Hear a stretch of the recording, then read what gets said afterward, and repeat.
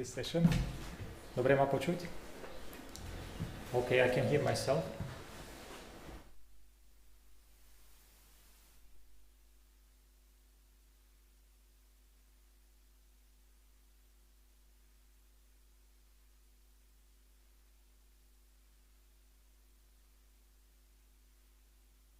Behind that door, so you can finish the test and come back to the workshop, okay? Jarek, už sme on? Yep. Also, little loud. Okay, perfect. That's good, because the voice will be good, yeah. recorded.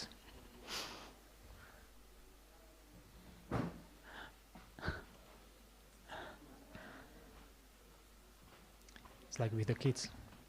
When they are small, you try to,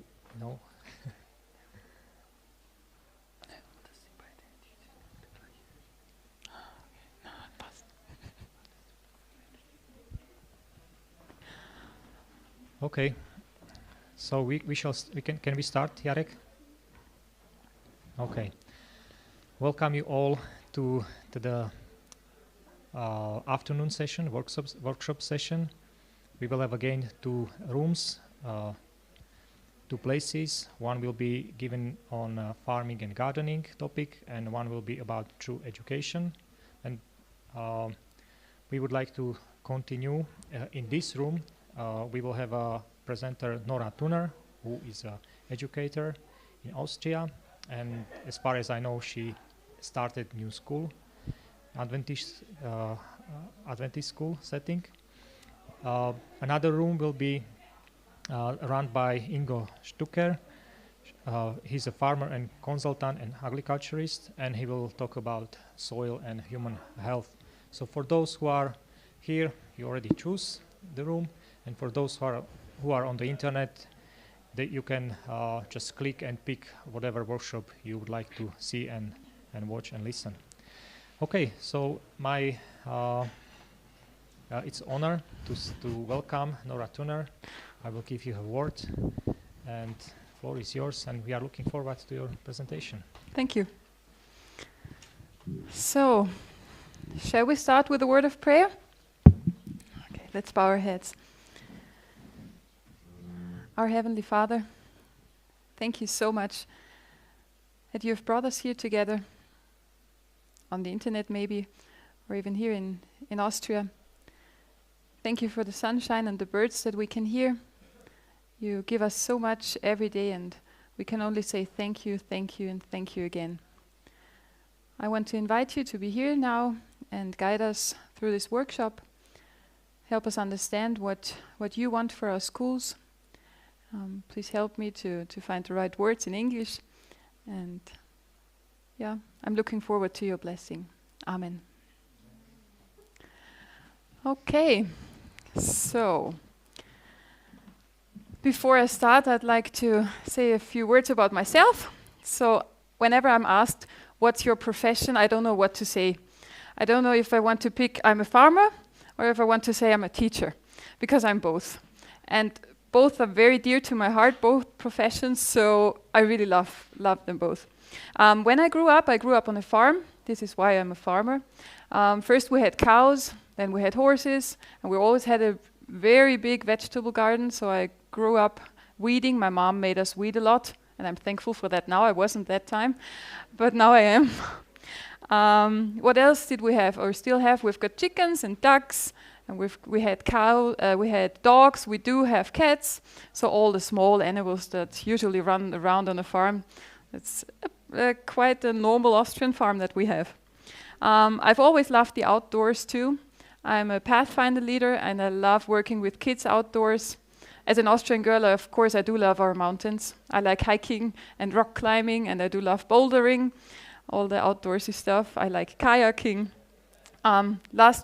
Yesterday, Simon talked about cross-country skiing.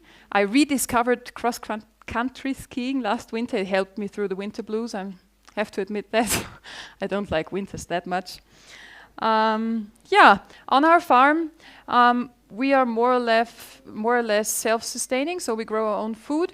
And the things that we sell, we do a lot of grains, like we have rye, wheat, and spelt. And my dad bakes bread and sells the bread. We do have a big greenhouse with tomatoes that we sell, and I've also got a small blueberry plantation, and we do sell some blueberry sauce. Yeah, when I finished school, I became a teacher. I studied, and after that I started teaching in an Adventist school. I did that for 6 years, and after the 6 years I came back to the farm because I started teaching in another part of Austria, and then I came back home. And because there was no Adventist school around my house, I started teaching in a public school, and I did that for 6 years too. But in between of these 6 years, I took 1 year off again because the Adventist school that I had taught in earlier, they asked me if I could come back because they needed help. So I said, okay, if God opens the way, I'll go, and he did. So I went back to the other school, to the Adventist school.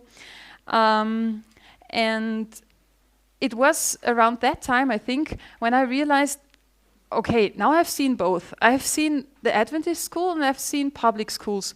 And they are so much alike. Why is it like that? Why aren't our Adventist schools different from the public schools? And I thought to myself, I think I must read more. I must study this. I think it has to be different. And that's when I started going more into depth in Ellen White's writing about education and what she says about Adventist schools. And I discovered that our schools could be different, and I think they should be different from all the public schools. When I came back from the Adventist school, and by the way, I don't want to say that Adventist schools in Austria are bad schools. It's just very similar, and maybe some people haven't looked into other possibilities. I loved my teaching experience in the Adventist schools, and I don't want to say they are bad schools, it's just different. So, but then when I got back home, it was around the same time that in our church, in my home church, some families with smaller kids started talking about having an Adventist school at my place. And so we at the beginning it was kind of, yeah, let's look into it and let's see what will happen. But then my brother-in-law, I have to admit, I'm not the biggest administrator, but my brother-in-law, he was the driving force behind it. He really helped this school to get off the ground. And for myself, I always said, I love teaching, but I will never, and really never be a principal. And guess what? I'm a principal now, because God just called me, and yeah, what could I do? I just did it. But it's similar to Moses and his brother Aaron. I'm really thankful for my sister. I've got a younger sister, and she's the administrative, organized type, which I'm not, and we work together really closely. She's a primary teacher. I'm a teacher for grade 5 to 8, so we complement each other in this area as well. Yeah. So today in the presentation, I want to tell you a little bit about what we did, what we do, and what our plans are for our school. So before we started our school, of course, we prayed a lot. And by we, I'm not talking about us as teachers. I mean, we prayed too, but it was mostly the parents in our church that wanted to have an Adventist school. Most of them were doing homeschooling by the time, but they said there are always rumors that maybe homeschooling might be forbidden in the future, so let's get ready. If it gets forbidden, then we should have a school ready to go. And the parents, they prayed a lot. We prayed together in our planning committee that we had at the time. And one other thing that we did, and I will focus mainly on the agriculture or farming and school connection now. Of course, there's a lot of other stuff that we did, like the finances, planning finances, and doing all the legal paperwork that you have to do to start a school. But today I want to focus on the agricultural and farming side of our school. So then we read a lot. There are lots and lots and thousands of pages on education by Ellen White. Maybe you know the book Education, or you know Counsels for Parents and Teachers, or Child Guidance, Adventist Home, all these books. There are lots of resources out there, and I highly recommend that you read them. They're really, really good. And another thing that we did, we watched good presentations. I will give you a good resource in a few slides. I've got the link there for you. But first I want to read 3 or 4, or maybe there are 5, quotes by Ellen White that influenced what we are doing now. So in Child Guidance, she says, children should not be long confined. Can you see behind me? Maybe I have to go here. So children should not be long confined within doors, nor should they be required to apply themselves closely to study until a good foundation has been laid for physical development. For the first 8 or 10 years of a child's life, the field or garden is the best schoolroom, the mother the best teacher, nature the best lesson book. And age 8 to 10, most of the children that are 10 have already had 4 years of normal indoor school life behind them. So let's read on. Even when the child is old enough to attend school, his health should be regarded as of greater importance than a knowledge of books. He should be surrounded with the conditions most favorable to both physical and mental growth. So Ellen White says, of course, the mother is the best teacher, and I agree. But if the circumstances are in a way that the mother cannot be the teacher for the child, let's have an Adventist school, better than the public school system. So garden, the field or the garden is the best schoolroom, and nature is the best lesson book. Here she says, while the children and youth gain a knowledge of facts from teachers and textbooks, let them learn to draw lessons and discern truth for themselves. In their gardening, question them as to what they learn from the care of their plants. As they look on a beautiful landscape, ask them why God clothed the fields and woods with such lovely and varied hues. Why was not all colored a somber brown? When they gather, the flowers lead them to think why He spared us the beauty of these wanderers from Eden. Teach them to notice the evidences everywhere manifest in nature of God's thought for us, the wonderful adaptation of all things to our need and happiness. Here it says you should talk with the kids about their gardening. Yeah, most of the kids that I know, they don't have a garden. And this is why we wanted to have a garden in our school. Or how can you talk about the nice flowers when they gather the flowers if there are no flowers to gather in a school? You have to have the surroundings in order to follow these principles. Another one from Adventist Home, if possible, the home should be out of the city. She's not talking about schools here, but she's talking about homes where the children can have ground to cultivate. Let them each have a piece of ground of their own. And as you teach them how to make a garden, how to prepare the soil for seed, and the importance of keeping all the weeds pulled out, teach them also how important it is to keep unsightly, injurious practices out of the life. Teach them to keep down wrong habits as they keep down the weeds in their gardens. It will take time to teach these lessons, but it will pay, greatly pay. So you can only teach these lessons if the children have the possibility to do these things. And the last 2 quotes here, I plead for sanitariums to be located away from the cities, where the children and youth can learn to cultivate the soil and to develop naturally. In the country, they can develop healthy bodies and clear minds by the exercise to be found in out-of-door work. This is in harmony with the instruction that has been given me. And one last, God desires both parents and teachers to train children in the practical duties of everyday life, encourage industry. I will show you how we try to do this in our school. And by the way, if there are any questions, you can always stop me. Okay, just say stop or raise your hand. And even the people on the internet, you just say stop. And I hope, you cannot say stop, but you can write in the chat and somebody might read your questions for me. Okay, so some other things that we did before we started. Oh, no, I promised the resources. There are great resources on presentations, Belt of Truth Ministries. I don't know if you've heard about Scott Ritzemer and Joshua White. They have got really, really, really good presentations. One is called Schooled that I watched. The other one that I watched is Undoctrinated, and I think the last one that I have got here. But I think they've got new ones now that I haven't seen, Raising the Remnant.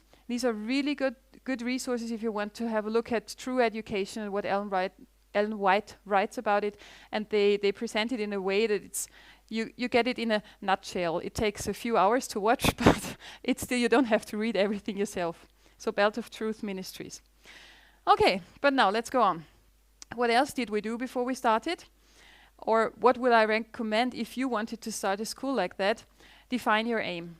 So for us as teachers, I knew that Ellen White says, and of course it's common sense, she writes in education, success in any line demands a definite aim. So if you want to go someplace, you have to know where you want to go, otherwise you will never get there. And for us teachers in our setting at our new school, we decided we wanted to have an outdoor school. That was our aim. And we also told the parents, my sister and me, we came from the public school system, no homeschooling, nothing, just public school, public university to study there. And also all the other parents in our church came from a public setting. And we told them, if you want us to run the school, you have to accept our terms. We will only do an outdoor school, and you have to live with it, or we won't do it. So we had our aim, and we told everybody.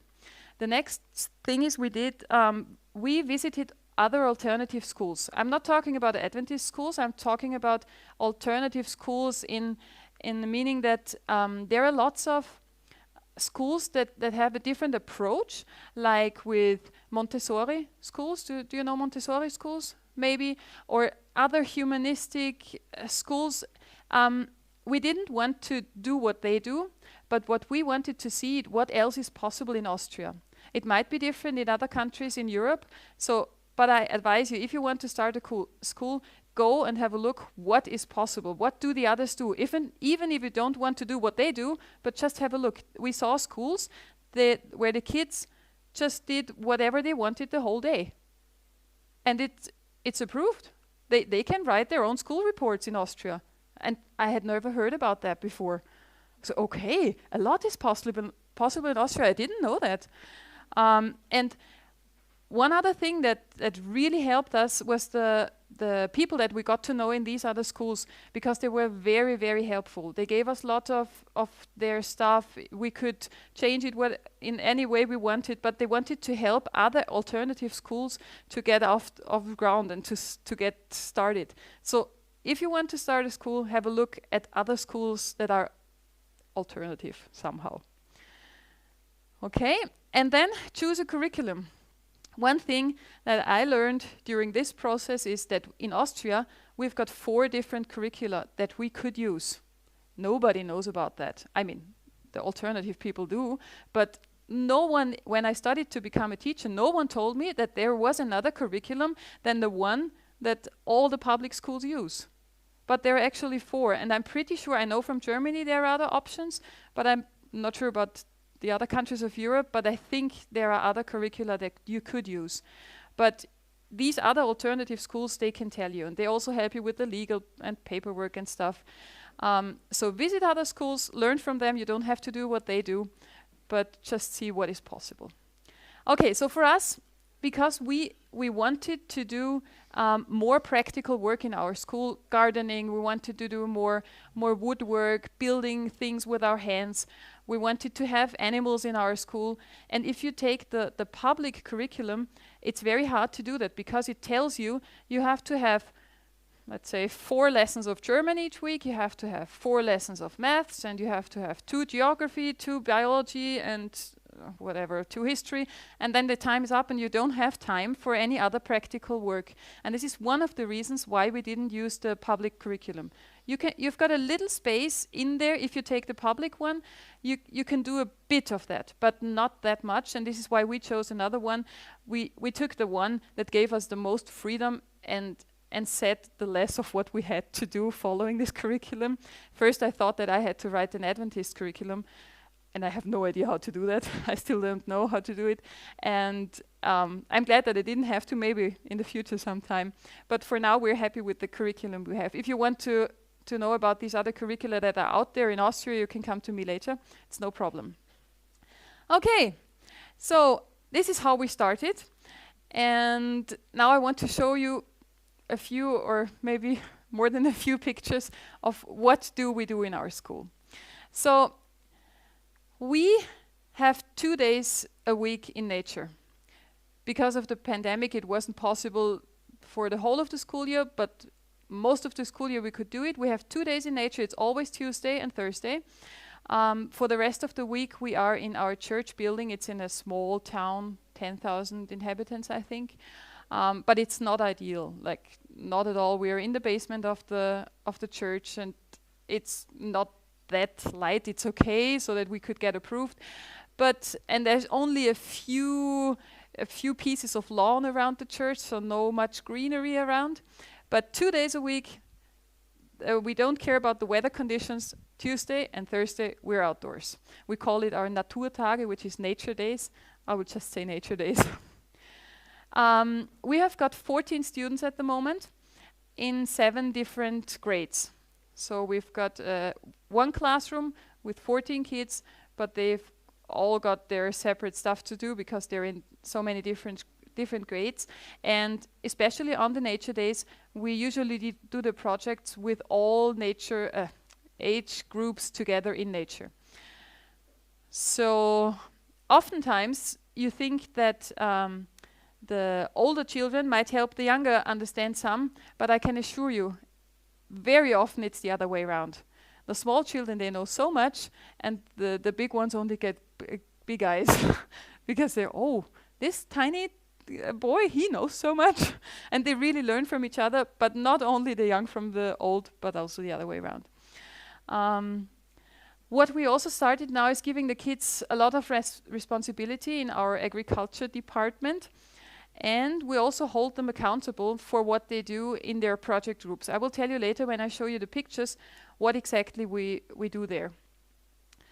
So these are our students. I think there are 13 on there on this picture. It was the second day of the school year. We had a hiking trip up a mountain so that you can see our group.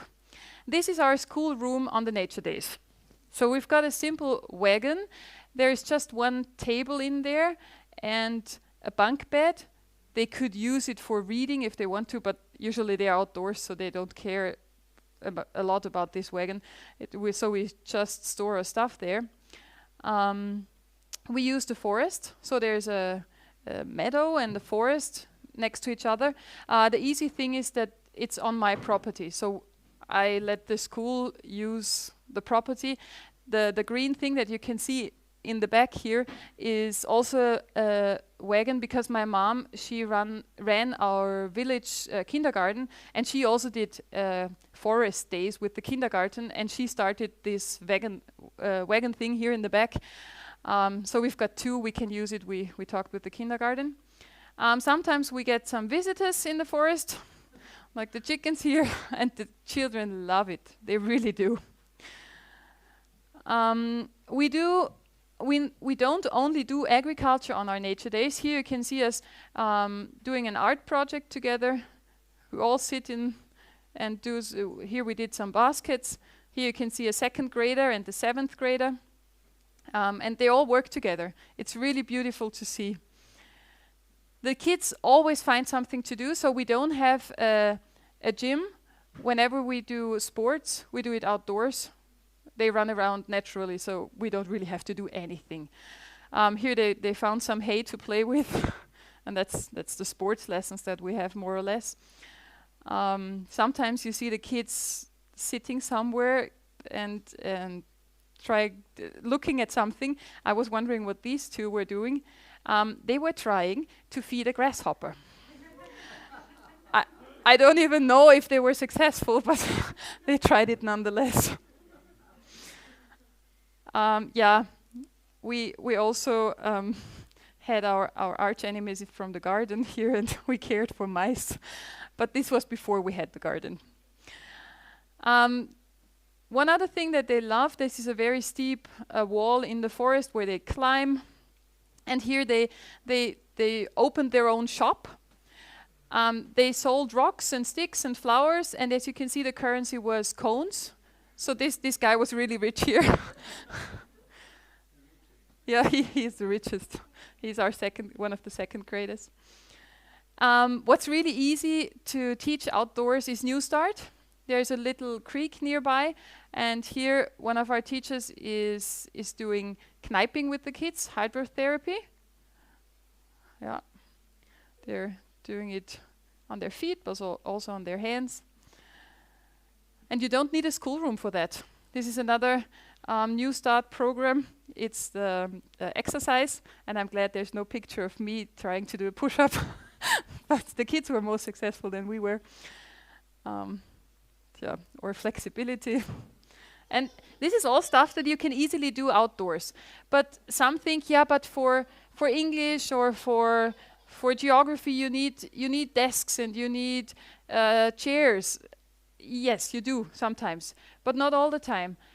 Here they're doing a project. I forgot what it is, but we've got 4 little tables that you can see here. The 3 green and 1 yellow. Yeah, these are the only tables that we have, and this is what they can use as desks. Here they're doing a geography lesson in the forest, and once they did Austria on the ground. So this is Carinthia, where we are now, somewhere around here maybe, and here is our school, also in the southern part of Austria. Here you can have a closer look. Okay, sometimes they do write. They write a diary every day. And in the diary they write down what we did the day before, so that we can always keep track on what they're doing, and they connect with the day what they did the last day. So they write in their diaries every day. Here we did a project on birds' beaks. So there are all different kinds of beaks, and this is a project they're working on. Of course, it's easy to teach about all the biology stuff like birds or flowers. We did a project on all the parts of the flowers. Here you can see a big flower, and then they drew the flower and named all the parts. And then, of course, we took apart the real ones and had a look at the pollen. Is it blue or is it yellow? Or still a drawing picture. Then we had the skeleton when we did the New Start, and they can all easily do all this stuff outdoors. You have to is it called laminieren? Yeah, is it English, laminate? You have to laminate a lot, because if it's wet, it doesn't, it's still good afterwards. Can't find the word. And as you can see here, we have got a 2nd grader, a 3rd grader, 2 4th graders, and a 5th grader. And they're all working together happily. We were worried at the beginning that maybe because of the great age difference that we have in our class, it might not work, but it works just perfect. All 7 grades. The older one, it's a girl, our oldest, and she's kind of the school mom for the younger. It's really nice. And then we also help on the farm. This is my dad in the background, and he wanted to do it alone, but then we saw it, and I asked the kids, do you want to help him? And said, yeah, of course. It would have taken him, I think, 2 hours if he had to do it alone, but with the kids all helping, it took us 10 minutes. And one thing that the kids realize is if you work together, it's so fast, number 1, and number 2 is so much fun. Here you can see them clearing the grass from all the sticks that were left over from cutting the trees. And as a thank you, which is the highlight, they were allowed to ride on this Hoftrag is what we call it, This is the only picture I've got here from our church garden, because even when we're not on in the Nature Day property, and we help maintain the surroundings of our church, the kids mow the lawn, they help clear the grass, we sowed grass and everything. So we also try to give back to the church, because we can get the rooms for free. We don't have to pay for that, for the school rooms. One thing that we always said, we wanted to have our own school chickens. And I love chickens, I have to admit it. I've got a lot of chickens at home. And I started the incubator with the kids so that they could see the chickens hatch, and I took them out of the incubator right before they hatched, and they hatched in their hands. And then they could see the chickens grow. It was amazing for the kids. They really loved that. These are the same chickens a few weeks later. but this is on my farm, which is from where we usually are with the school. It's 200 meters apart maybe, and this is on the farm property, but sometimes we go there. What we also do is we talk about nutrition and we cook. This is just a pot on the fire. We did a vegetable soup, and we had a big emphasis in the project with wild herbs this year. Here you can see the kids harvesting stinging nettles, the brave ones at least. And with these, we did a salad, because you don't really have to have a big vegetable garden in order to do agriculture in a school. You just need a backyard or some place where you can find wild herbs. And this is what we wanted to teach the kids. They can do it at home. You just have to find some place not near a street or where the dogs do their thing. But this is a salad that we did, and they actually loved it. Also another one, a pesto. This girl is making a pesto, and we cooked spaghetti and then ate it with the pesto. And one project that we're doing at the moment, it's not finished. We're drying the herbs to produce wild herb salt that we can sell later on. So they're starting their businesses, I will tell you later. But this is one thing where they are preparing the plants to be dried. We've got a natural sun dryer thing, I don't know what it's called. One other thing that we produce with them is syrup against coughing, where you take, I think it's spruce, the little bits that college here from the spruce. In Austria we call it Maibipfelsaft, and it's really good medicine against coughing. Here they are harvesting the sprouts. No, I don't know. Yeah.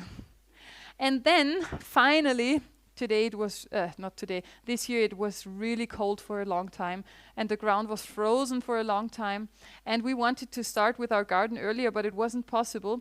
So here the kids finally started digging, because we had a donor and we got the materials for a big high bed, like 9 meters long and 1 meter wide, and the ground is not level, so we had to level it first. And here you can see the kids starting with the leveling work.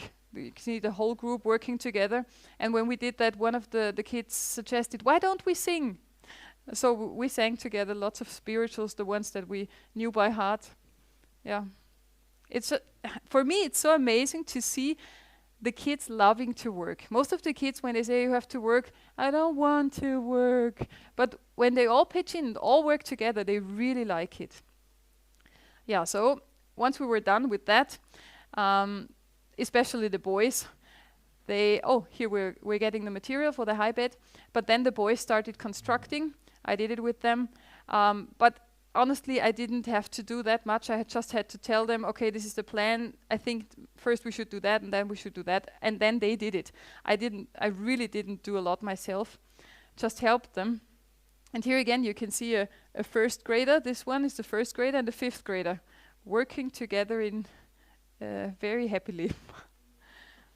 The one in the yellow pullover, he's a very accurate guy. Really, if I had built the high bed myself, it would have been a bit more crooked. But he was really so. No, it has to be. Yeah, so it's great that the kids can also show their strength in these building projects, and especially for boys. Like girls are also happy if they can pick flowers. Not all of them, or do artwork in the nice and how can I say that? Yeah, it's just they're more artistic maybe. No, not true. But the boys, they really want to do something that means something. They want to build something that you can use in the end, not something that you put in the corner and let the dust get there. Really, the boys, they need this. Yeah, they had so much fun building it. Of course, some of the girls helped by handing the boys the screws. Yeah. Oops. Then we filled the high bed. First we put in wire and stuff, but then we filled it, and the one that I said he was so accurate, he played God somehow, and he created Adam when we put in the soil. Can you see this man here? Here's the head, the hands. Yeah, so we talked about creation again. Yeah, and then we started sowing, and by now it has grown. We also did, here they're planting lettuce, just a few pictures of them planting stuff. They wrote their own signs, and we did it in 2 languages because we had already learned all the vegetables in English. So they put salad and lettuce next to each other, German and English, or Gurke and cucumber. So they've got English and German in the garden as well. Yeah, next thing we had to do was build a fence because we're next to the forest and we don't want the deer to eat our lettuce. So we got all the material, and again, the kids did it. The only thing I helped them with was hammering in the fence posts because the hammer was so heavy and it was too heavy for them. So it's only my fault that some of the posts are crooked and not straight. But it's no problem for anybody so far. Yeah, here they are fencing together. And then we had our second big project that we started this year. And you have to keep in mind, it's our first school year. We're just in the process of building everything. Of course, we want to have a big garden, but I always have to remind myself too, it's the first school year. You cannot have a big garden the first school year. You have to let it grow slowly. Okay, I will. Yeah, then they're taking care of the garden. Here they are watering it. And the next picture, I think, is it's grown a bit in the meantime. They're weeding. And also weeding can be fun if you do it with your friends. Maybe you've experienced that yourself. And then our second project is the hen house. We do have school chickens now.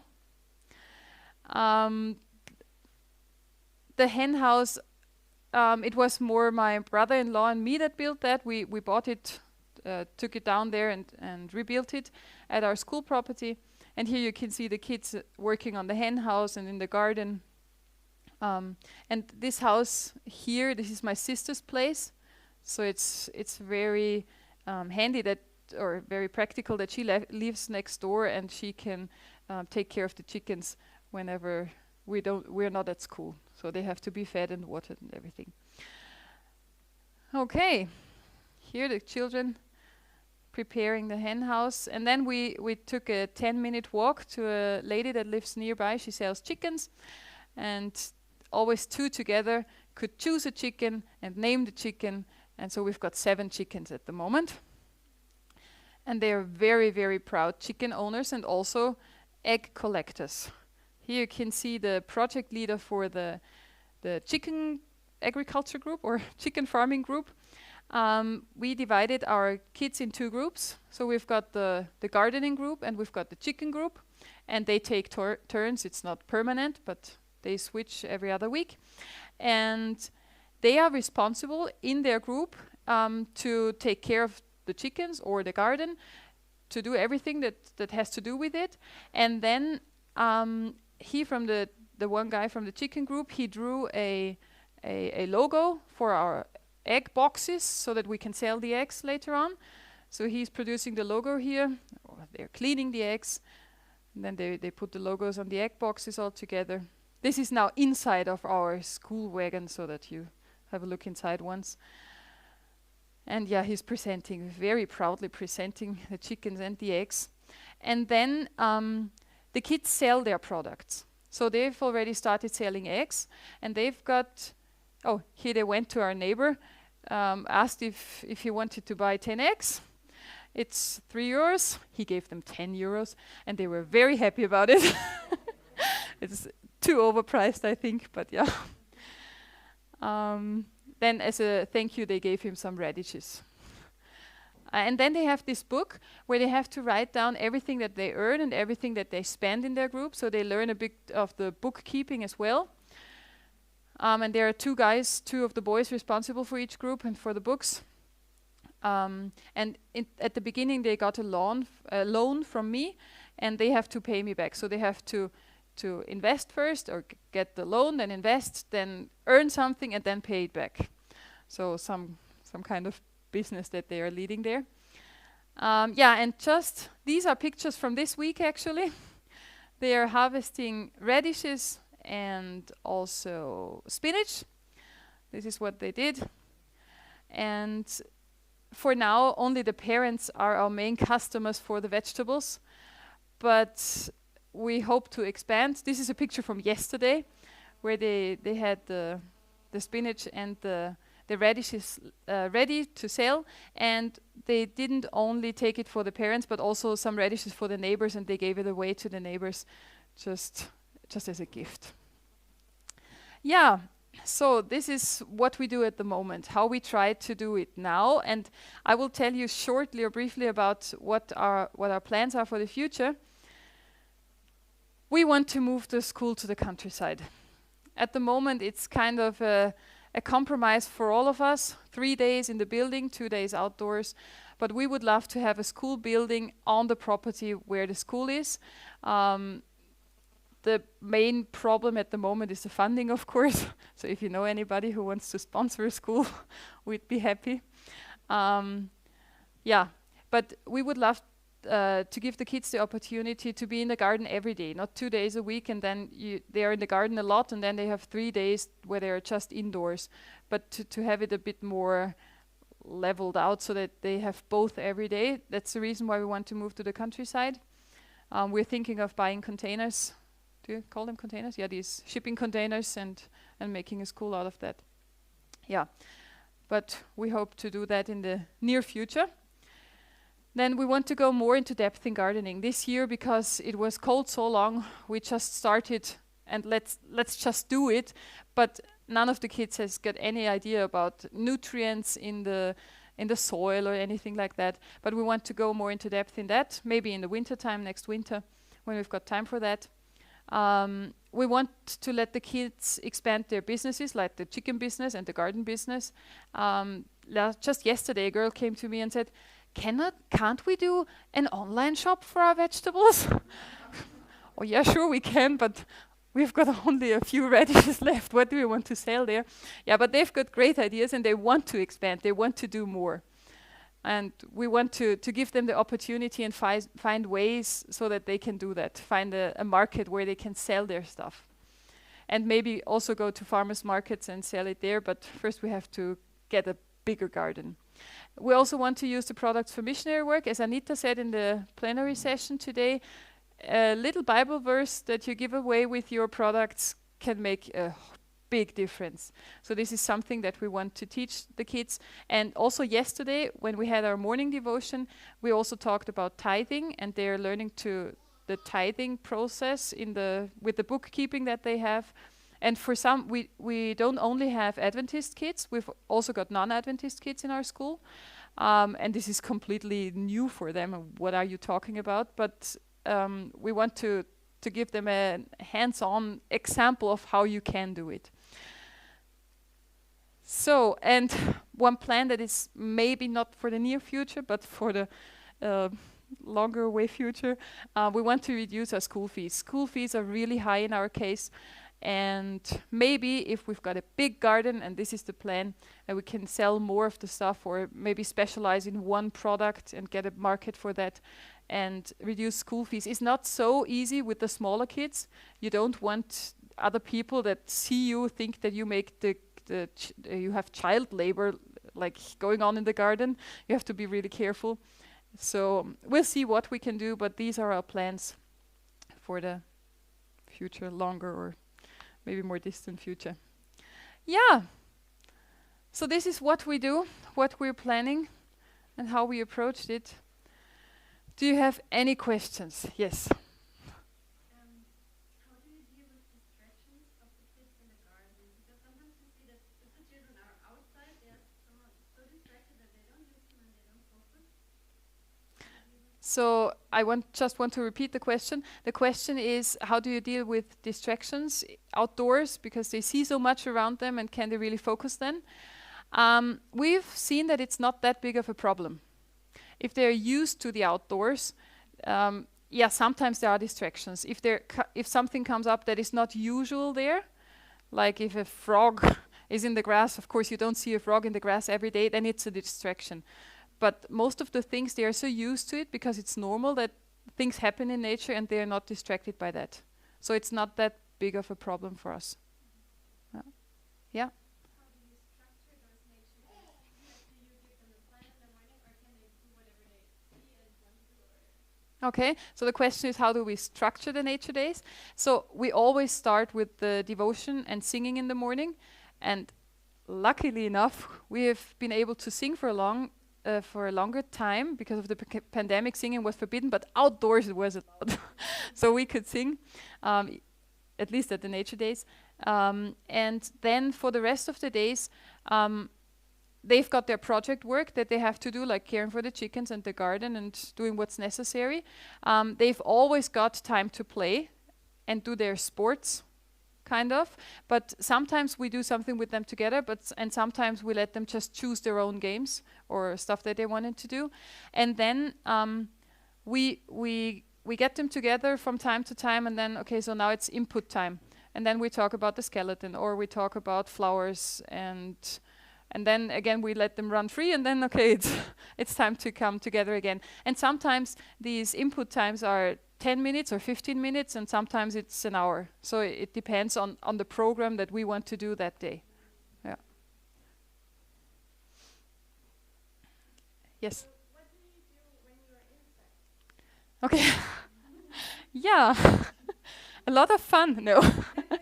So when we're indoors, so Monday, Wednesday, and Friday, because we've got so many different age groups or grades, we have the kids work on their own stuff. Like, it's compulsory for them to work on maths, English, and German.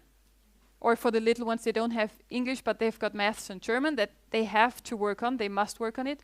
And when they're done with that, and everybody does their own thing. They are not doing the same thing like in a regular classroom where you stand in front and all 10 kids do the same.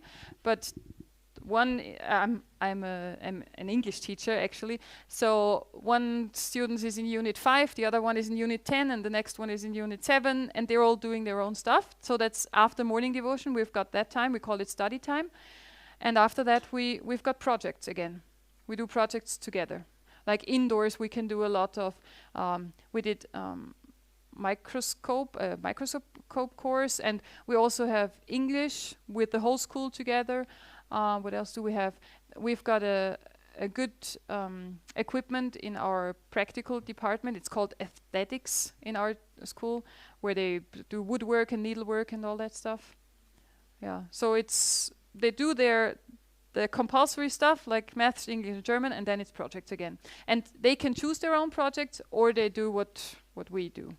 Yeah, so it's more free. Another question?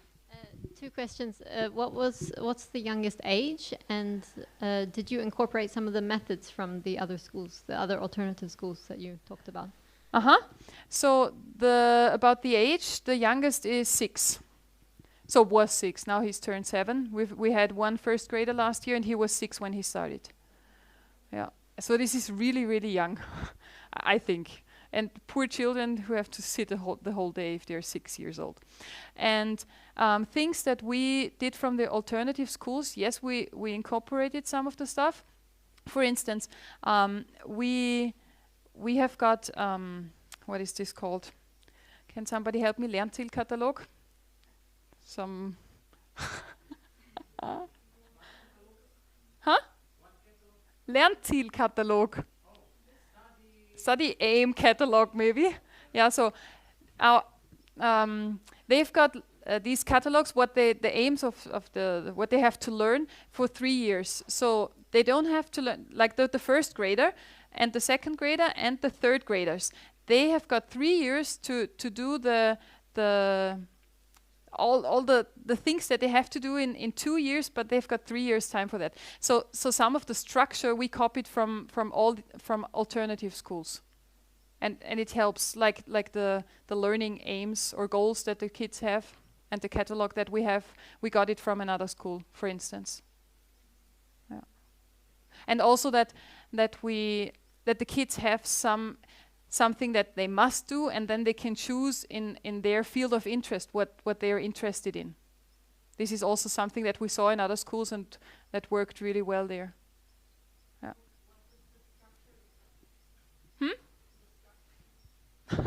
I didn't hear it, sorry. You said you incorporated the structure, and what does this structure look like? Yeah, so all of our kids are in one classroom, but actually it's divided in 3 parts. So we've got Primaria 1, so primary 1, and then primary 2, and secondary. So they are in normal schools, in public schools, you've got first grade, and these are the things that you have to do in the first grade, and then you've got second grade, and this is what you have to learn in second grade. But in our case, we broadened the time frame for learning certain things. So this is kind of the internal school structure that we have. So the first 3 grades are in Primaria 1, then we've got 3 grades in Primaria 2, and then we've got 2 or 3 grades in Secundaria. And they've got more freedom because of that, because we incorporated this structure. Do you understand what I'm talking about? Okay, good. Any other questions? Yeah? Sorry. What do you do with the money that the children earn? Do you have some projects with that, or how do you use it? We've just started with that, and the first project is to pay back the loan, of course. And then, because they bought the chickens and seeds for the garden and watering cans. But further on, we want to invest in the business itself, so that the kids can buy more chickens or get a bigger garden in order to reduce school fees and to help other people. We have not talked with the kids which projects they would want to support, but we will definitely do some ADRA project or whatever. I don't know. So we haven't talked about it. And we always let the kids also decide. We don't tell them, so this is the ADRA project we want to do. So we talk with them, with all the group, and then, yeah, we decide together. I think we have to come to an end. Yes? Uh-huh.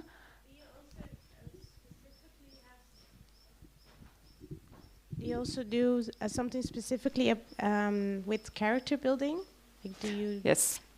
Okay, so this is the other main focus. I was focusing on agriculture today, but we've got in our morning devotions, the main focus is character building. So like at the moment, we are talking about being responsibility, and how do you do that? What does God expect from us? How can we be responsible in the small things? What does He expect from us in bigger things? So these are the topics that we usually tackle or talk about in the morning devotions. Yeah, and also throughout the day, of course, if it comes up again. Yeah. Are there any questions from on Zoom? No? Good. Okay, then I think we can close now. You can find me, you can ask me anything you want later on, it's no problem. So let's finish with a word of prayer. Our Heavenly Father, thank you so much that you have given us kids that we can work with in our schools, in our families. And I want to ask for your blessings and your guiding for all the families that do homeschooling, but also for the schools, for the principals and teachers in our schools. Help us to do your work, to help the kids build character that makes them fit for heaven. And please, Lord, change us so that we can be good examples for them. Thank you that you blessed us in the past and that you've promised so much for the future. In Jesus' name I pray. Amen.